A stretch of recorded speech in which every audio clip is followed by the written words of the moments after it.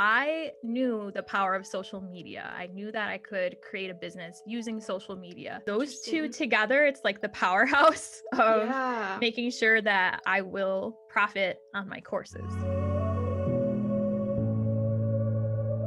Welcome, everybody. Today, I have a super exciting episode. We have Nikki Lubing. Hello, Nikki. Hey! So happy that you're here. Nikki's going to talk to us today all about being a teacher entrepreneur and building an online course. So that's something I've been really interested in. I have a coaching program, but I'm just now building online courses. And Nikki is like, I was just telling her before we started recording, like she's like one of the OG teacher entrepreneurs. She's built successful courses. So she's like giving us the lowdown today. Nikki, what's going on? So excited to be here. I am just really happy to share any tips that I can with my experience with course building or just online entrepreneurship. Yes. Let's do Okay. this. So let's talk first then about how long have you been online teaching / then how long have you been a teacher entrepreneur? So when I quit my job as a public school teacher in 2016, and I think I just had it kind of fell in my lap, the entrepreneurial side, because right from the get-go, I was doing multiple things. Hmm. But I didn't really like officially establish a business until 2020, believe it or not. Really? Yeah, so I didn't have like an LLC until 2020. But throughout the whole time, I had that entrepreneurial spirit because in the beginning, I was translating. I'm bilingual, so I speak Spanish as a second language. So I did interpreting and I did private tutoring. I was at VIP Kid. So I was already doing Yeah. multiple things, multiple streams of income. And that's what I encourage teachers to do now. When I do all my YouTube videos, I say, I help online teachers establish multiple streams of income. So going back to your question, I started in 2016 at VIP Kid, and then my business was 2020 LLC. Yeah, but you've had a YouTube channel for a long time too. You've been referring and you have a big Yes, Instagram account as well. So you've been like active on social media from right when you first got started sure, yeah. teaching with VIP Kid. Yes, that's correct. And I didn't know I was going to help online teachers right away. Like I had my students in my courses ask me, they're like, so tell me like, how did you choose your niche? And I'm like, well, it's not just like one day, like, or like right from the beginning, you know exactly what you're going to do. It's a lot of trial and error. In the beginning, Yeah. my Instagram and my YouTube channel were for ESL students who like for adults specifically who wanted to learn English. So I did grammar videos. On my Instagram, if you go and scroll like to the bottom, you can see like I took off some of the content, I archived it, but there's still some old content on there where I would talk to English learners and Oh, eventually interesting. yeah, I did a VIP Kid video just by like chance.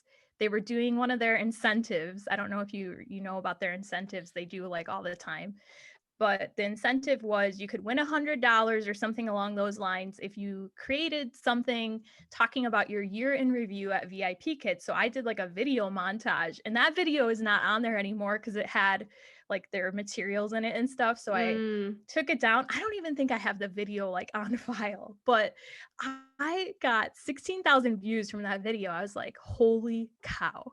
And I'm like, I'm yeah. going to make more VIP Kid tips. Like, I'm going to share more tips because I love doing trainings. Like, I love doing tutorials. So why not? And it didn't really dawn on me that I was creating a niche at the time. I was just excited about it. But over time, as I learned more and more about creating a business, I was like, whoa, I actually created something here. So kind Yeah. of a long answer, but that's how N- I figured things out. Yeah, I feel like that is something that happens for a lot of people, especially on YouTube, where you have like this one video that blows up and you're like, oh, Mhm. that's what people want from me. Mhm. Oh, Mhm. that's working. Let's double down on that. And that's a great Yeah. way, I think, of finding your niche. And that's what Yeah. I know a lot of coaches will tell people like, if you don't know, put out kind of a bunch of different things and feel it out in the beginning. And then what gains traction, go that direction.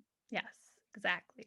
You have two online courses, right? So you have the Successful Online Teacher, and Mhm. then it's the Level Up Teaching Online. Yes. So tell me, which course came first, and like, how did you get into online creating courses? All right. So I knew when I quit teaching, one of the first things that I did you were saying like, okay, you had your Instagram and your YouTube right away. That is correct.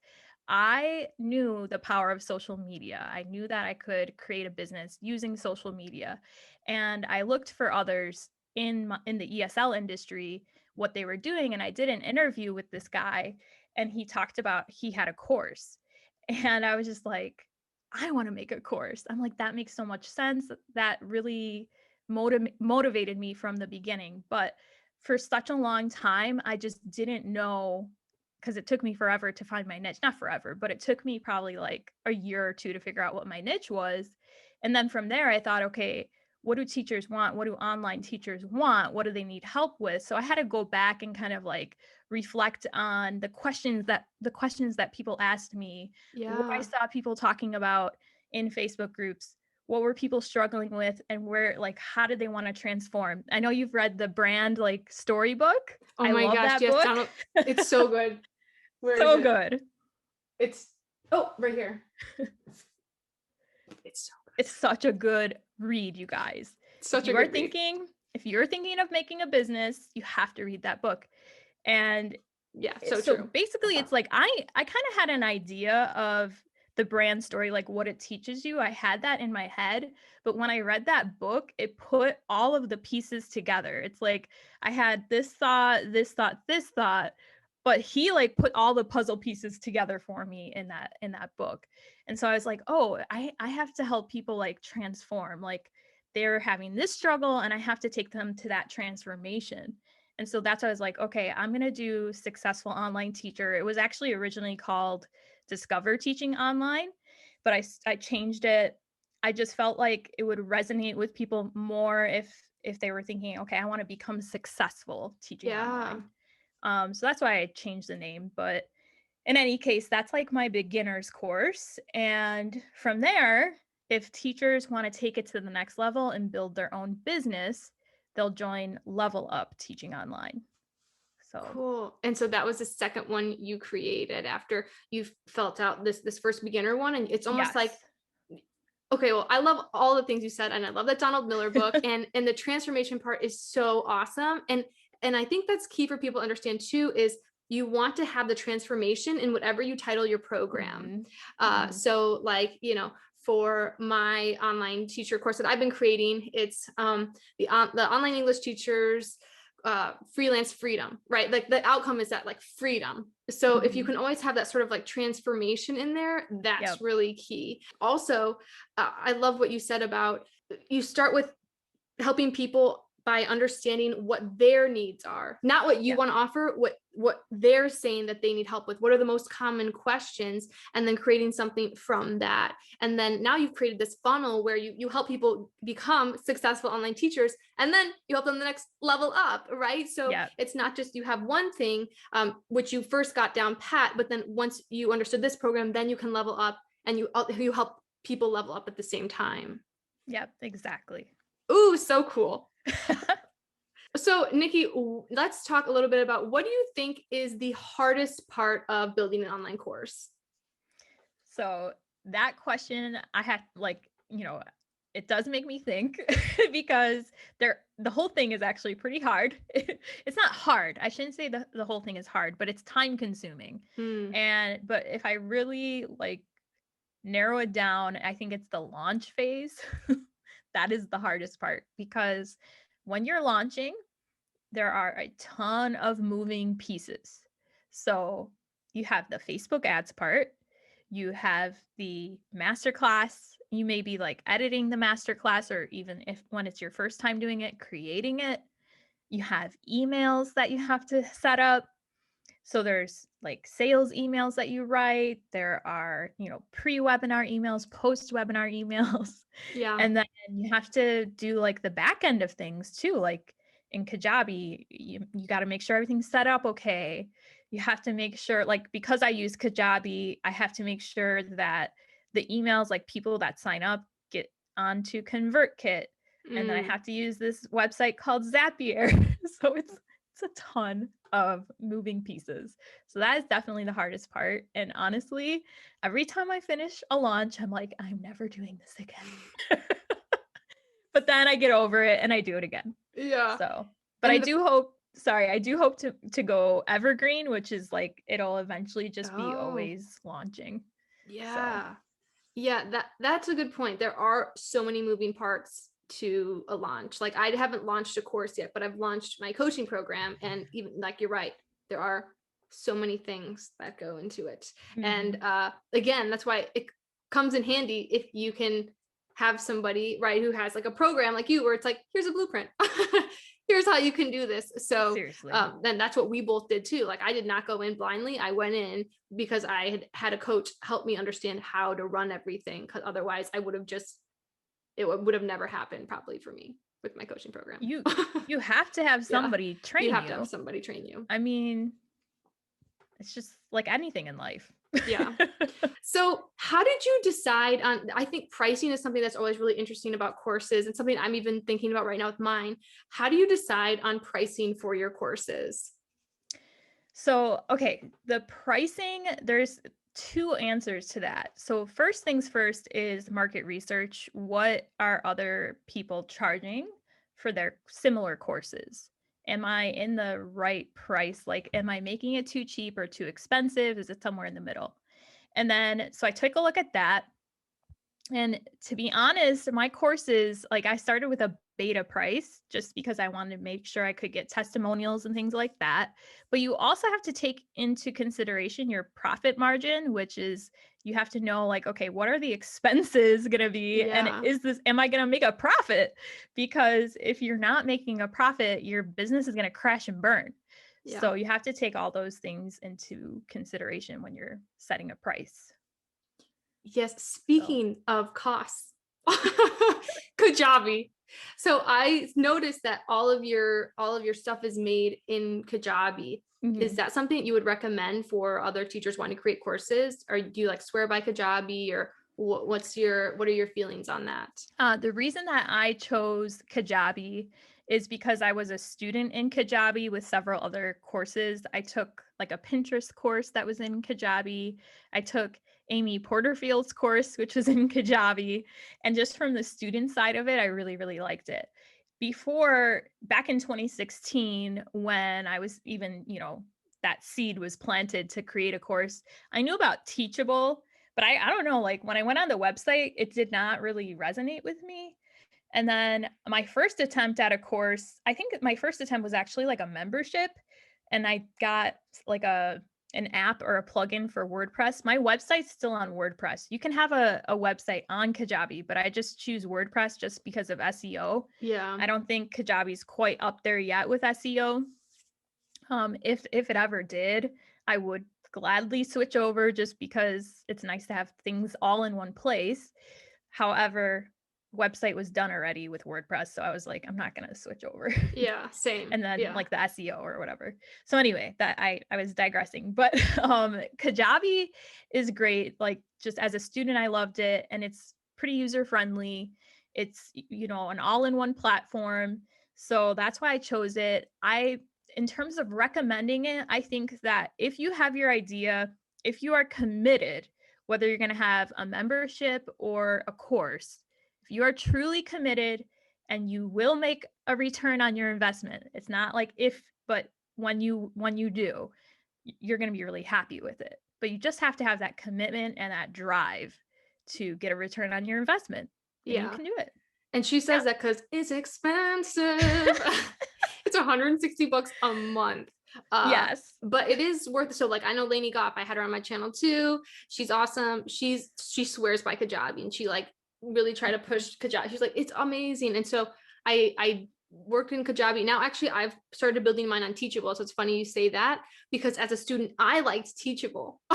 There you I've go. done Teachable courses in Kajabi, and there's something about the Teachable, like where it'll show the progression bar, that's so satisfying for me, that I'm obsessed with. And like for Kajabi, it doesn't have that, right? Because there's all these Okay. different like places that you can, it kind of has it, right? But like there's all these Sure. different places you can have things in your program. And for me with Right. ADD, I'm like, where am I supposed to look? So I did Teachable, but yeah, that is something. So I think Yeah. it kind of goes to show that there's no one right or wrong platform. Some do have Exactly. more, like Kajabi is more of like that kind of membership and online course program. Yeah. It's like it's the top tier. But if you're looking to build a course, you really can't go wrong. You just have to really like be committed to it because they all Yeah. cost money. So you got to know, you have to do, like Nikki said, that keyword research or that, target audience research, and understand, is this something that people are actually going to buy? Mm-hmm. And like for me, I didn't start off right. I've got a private coaching program that's turning into more of a course. And for me, like I started out all three. My clients and I, we met through Zoom, which I paid for that. But then I sent them all their stuff through Google Drive. Like we'd have a shared Google Drive folder, and that's free. And you got all this stuff there. And so, you don't have to do what's most expensive first, but know that those systems are in place for you when you're ready to level up. Exactly. And I would say, just to add one more thing about when to know when to invest, I think there's a couple ways to know. I think it's not just your drive, but having the strategies. Like once you learn the online marketing strategies and you've built your audience, or whether you're going to get your audience through, Facebook ads, whatever it may be, you have to be educated on how to run your business. And the combination of your drive with that education is what's going to get you there. Because I invested really early on. I actually invested back in 2016 in Wow. ClickFunnels, and I wasted my money. Russell Brunson, ClickFunnels. Yes. So I wasted quite a bit of money. But it was a learning experience, and just know that sometimes you will go through that learning experience, but don't give up. Persevere. Yeah. And okay, I love that you say that, because that is really what sets the teachers apart that are making good money now, Mhm. teacher entrepreneurs that make good money and teachers entrepreneurs that don't build quite as fast. And it's the people that invest in their education. Mhm. And I know, Absolutely. like you just listed out all these courses, like Amy Porterfield, that course alone is like $2,000, right? All these courses, like, they're not cheap, Yeah. but it's someone that's a lot of times like 100 steps ahead of you that says, hey, look, I did it already. Here's everything that I did Yep. laid out for you in steps, in sequential order. Right. And Exactly. so I think that's something that I was not used to going into it. And No. I think a lot of online teachers we're not willing to invest in ourselves. And Yeah. oh my gosh, will it fast track your growth if you are willing to invest in yourself? Yeah, totally. And one of the things that I teach in Successful Online Teachers is how to increase your income as an online teacher so you can invest in a course and educate yourself. Because for me, I'm like, I don't believe in like accumulating debt. So I'm right there with people if they're like afraid to invest. But once you figure out, okay, how to increase your income and then take that risk, it's like a calculated risk. You don't want to Yeah. be like, just like, throw my money at Take my whoever, money. Yeah. like, so, but at the same time, on the same token, like, you don't want to use excuses either. So Right. Right. And I think too, as coaches ourselves, it's always important that continue to invest in myself. mhm. Right. So like if I say to you, look, I know I'm 10 steps ahead of you and I'm going to give you my whole blueprint and you're going to rank Mhm. right away. I'm going to teach you to brand and all these things. Then I know you expect me to always be investing in myself, right? Going to the next level, Yep. reading books, taking courses. And I think that's too what you want to look at when you are investing in yourself. Is the person you're investing also investing in themselves? Like, do they practice Yep. what they preach? Yep. Absolutely. I am interested to know, what do you think is the best social media platform in promoting your online courses? All right. So I think this is kind of like twofold, because on the one hand, I have YouTube, which has helped me overall as an online teacher, as an online business person. It's the main platform that helps me connect with Mm, my community. So there's that, which is organic. And then the other half is Facebook, which I use Facebook ads to when I do my master classes, and I'll promote my course that way. So I feel like oh, those two interesting. together, it's like the powerhouse of Yeah. making sure that I will profit on my courses. So interesting. So you only use Facebook ads to like get people into your master class. And then from there, they learn from you and then they decide to sign up. Yep, exactly. Oh, so interesting. That's a really good tidbit. Yeah, I think for a lot of people, they think, oh, like I need to do Facebook ads right away. But you started with, I think it's important, like start with YouTube, right? Start with free. And once you know it's Yeah. working, then you go on to invest in Yeah. like, because I know we talked because I was interested and you have a Facebook ads coach that's again, like investing in that blueprint, right? That's helped you do that. And that's something I eventually want to do and I still haven't, but that's really cool to see that that's really been what gets people into your masterclass. And then from there, it's just you that, you make the sale because you've got that blueprint. Right. And with the Facebook ads, you get a mix of a warm audience and a cold audience. So you can convert people. And when I say warm, that means people who already have at least seen me. They've visited my Facebook page or my website or Instagram or my email list. That could be warm. And then the cold audience would be like they've never seen me before. So you get a mix of both. Cool. Do you find that like with those cold leads, you are able to sometimes convert them into clients right away? Yeah. Ooh. Yes. Very cool. So and cool. That's what Amy Porterfield's course taught me, was how to create a masterclass that converts. Yeah. So yeah. Master classes are wonderful ways. That's how I get people into my program as well. So understanding how to run a masterclass. And again, I think the key though to a good masterclass as well is the structure of it, right? And all these things. I know I've seen a bit of Amy Porterfield because I have friends that have been in it, and like Vanessa Lau teaches, and Vanessa Lau is even in Amy Porterfield's program. I feel like everybody has like Amy Porterfield is like she's the god queen. The god of online courses. Seriously. But it is it's teaching almost a part of your system. And again, it's like that transformation, and it's knowing what is something that people are wanting to learn in your niche. And that's really what, like, of course, the ad and YouTube gets people in, but you have to understand what that pain point is. And like, in order to get people to even show up. So that's really interesting. That's some great insights right there. Oof. Yeah. I want to try Facebook ads now. I'm really like, oh, I should run some for my next masterclass and see how it goes. Yeah, you can, like, I gradually tested Facebook ads. So I first tested Facebook ads. I mean, I did test them back in 2016 and 2017, yes. And I wasted my money, but again, not wasting, learning. Yeah, learning. It was a learning experience. So but then I realized like there was so much more to it than what I was doing. And once you learn those things, they can be really, really powerful.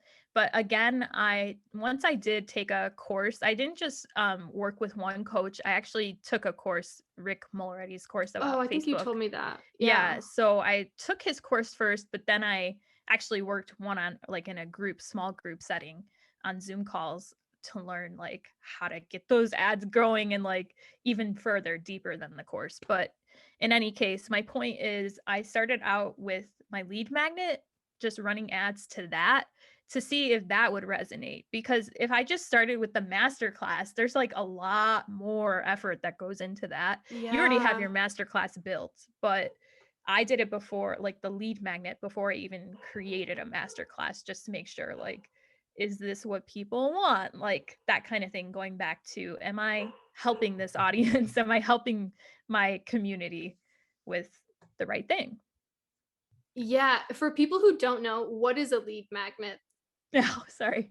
All right. So lead magnets, and this is something I teach in Level Up Teaching Online. So a lead magnet is, it's anything that you're creating. It could be a digital download. Typically is a digital download, such as a video series, a PDF of some kind, like it could be a checklist, something you are giving to people for free, typically, that they want to learn about. So my lead magnet is 7 steps to increasing your income as an online teacher. And I give those 7 steps in a PDF, like in a guidebook. Yeah.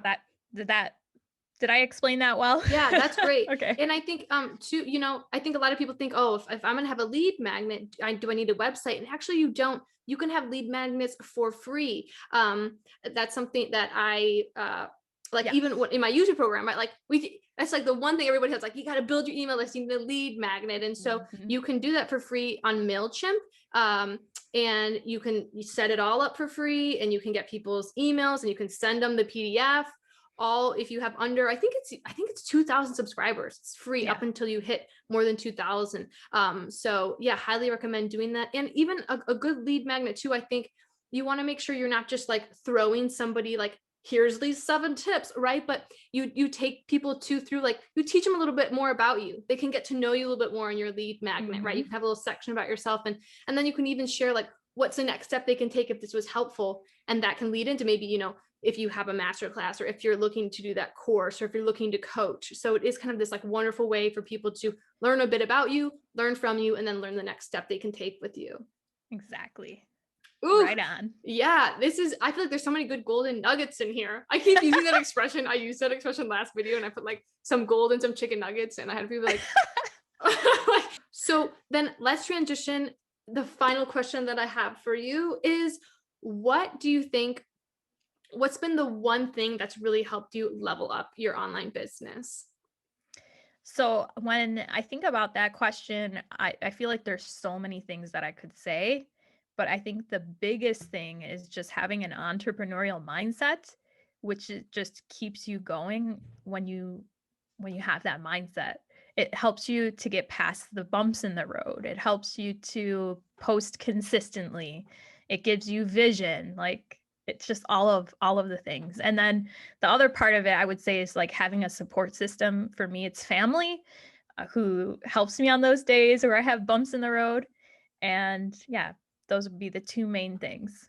Yeah, and I think it's important to look at, it takes time to build. And I know nowadays we look online and we're like, wow, she was so successful in a year. Well, guess what? That's not the norm. And her video is ranking high because she was successful in a year, and that's not common, right? Because everybody wants to do that. But really, most people do it gradually, right? Like you said, Mhm. like you started in 2016, and then you really built that LLC in 2020. It's really kind of started, it's really taken off for you, but you had a lot of trial and error through that time. And that, like you said, the entrepreneur mindset of, I'm going to show up every day, and I'm going to keep going no matter what. And those are the people that win in entrepreneurship, because so many people give up. Yep, exactly. Well, Nikki, thank you so much. Again, if you're interested in Nikki's programs, definitely check out her website, hit her up on Instagram. And Nikki, thank you so much again. And we'll see you next time. Thank you. It was great to be here. Thanks for having me. Yes. Bye. Bye.